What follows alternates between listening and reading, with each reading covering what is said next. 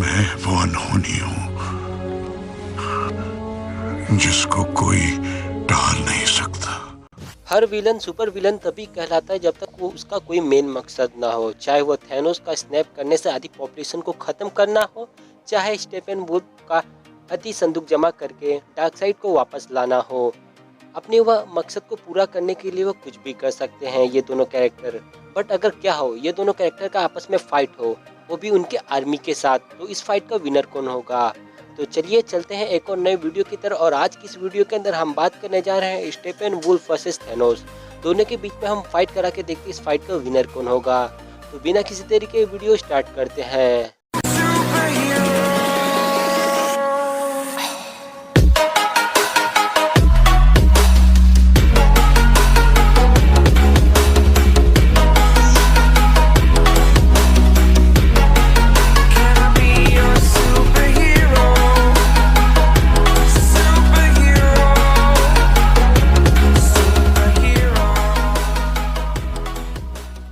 सबसे पहले हम इनकी आर्मी के बारे में जानेंगे कि इनकी आर्मी कितनी पावरफुल है। तो देखिए, और सबसे पहले हम थैनोस की आर्मी के बारे में जानते हैं। तो देखिए, और थैनोस के पास एक लंबी चौड़ी आर्मी है और साथ ही साथ उनके पास है ब्लैक ऑर्डर का सपोर्ट।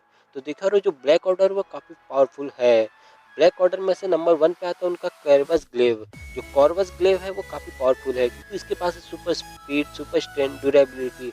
बट सबसे इंटरेस्टिंग बना देता है उसका ग्लेव, क्योंकि उसका ग्लेव उसे एक तरीके से इमोर्टल बना देता है। अगर उसके ग्लेव से उसे दूर कर लिया जाए तो उसे मारना इजी हो जाता है। Number 2 Proxima midnight. तो देखा रो, ये प्रॉक्सिमा मिडनाइट आप इसे थैनोस की ब्लैक वीडियो कर सकते हैं क्योंकि इसके पास ज़्यादा पावर्स नहीं है, सिर्फ इसके पास है सुपर स्ट्रेंथ, सुपर स्पीड और इसे मार्शल आर्ट भी आ जाता है। बट थैनोस उसे एक भाला दे दिया है जिसकी वजह से वह परफेक्ट निशाना लगा सकती है। नंबर 3 कल्स ऑब्सिडियन। तो देखिए, और ये हल्के साइज का है तो नॉर्मल सी बात है, इसके पास हल्की जैसी पावर्स है। इबोना माओ। तो देखिए, और इबोना माओ के पास वो सारी पावर्स नहीं आती है जो एक नॉर्मल सुपर हीरोज के पास रहती है, जैसे कि super human strength, durability, ability जैसी पावर्स इसके पास नहीं है। पर इसके पास है तो सुपर इंटेलिजेंट। ये अपने इंटेलिजेंट का इस्तेमाल करके किसी को भी मजबूर कर सकती है अपनी टीम में ज्वाइन होने से।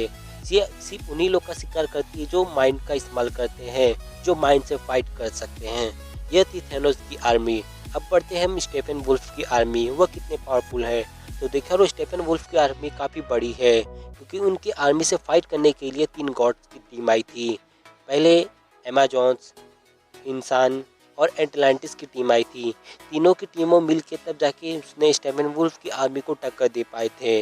अब इस फाइट का विनर कौन होगा तो इसका जवाब आपको लास्ट में मिलेगा, तो वीडियो को कंटिन्यू करते रहिए।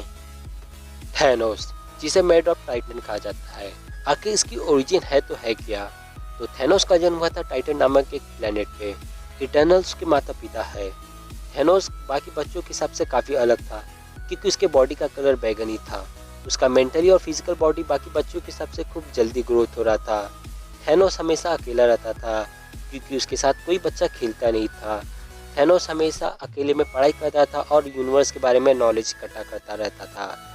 थैनोस हमेशा से एक बैलेंस बनाना चाहता था, जो उसने कर दिखाया। अब हम बात करते हैं इसकी पावर्स। इसकी पावर्स कितनी है, इसके नाम में इतना वजन है तो उसकी पावर्स में कितना वजन होगा। तो थैनोस थैनोस के पास है super human strength, durability, ability जैसी पावर्स आती है। थैनोस बिना इन्फिनिटी स्टोन का यूज किए हुए हल्क को 47 सेकंड में हरा दिया था।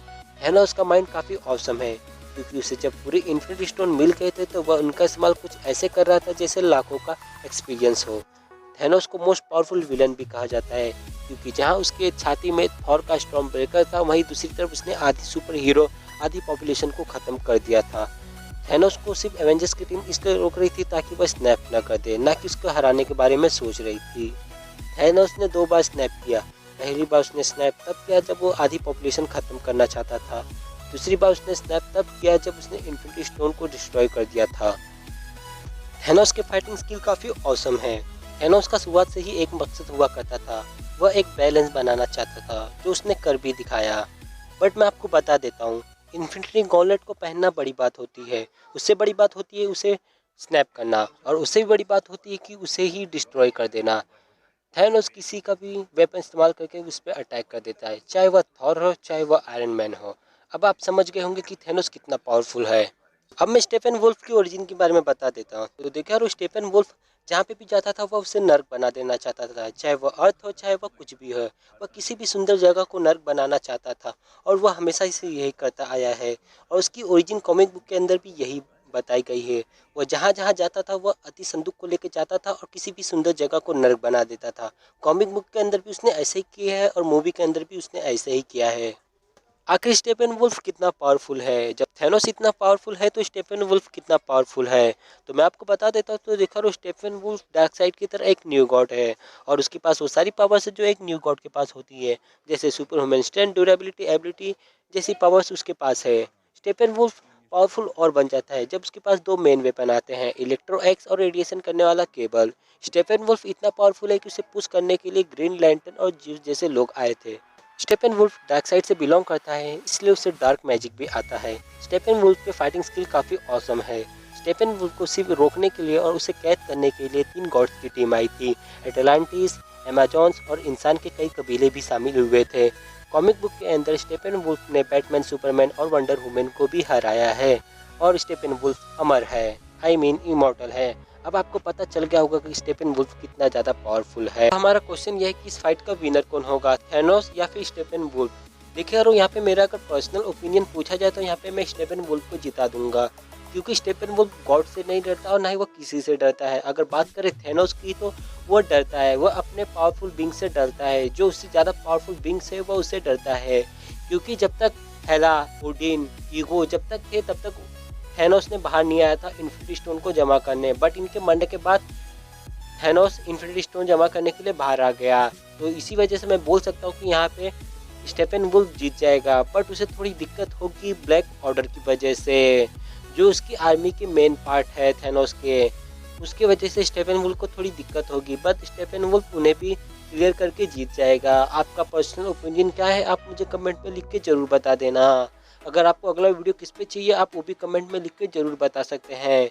मिलते हैं अगले वीडियो में, तब तक के लिए बाय बाय।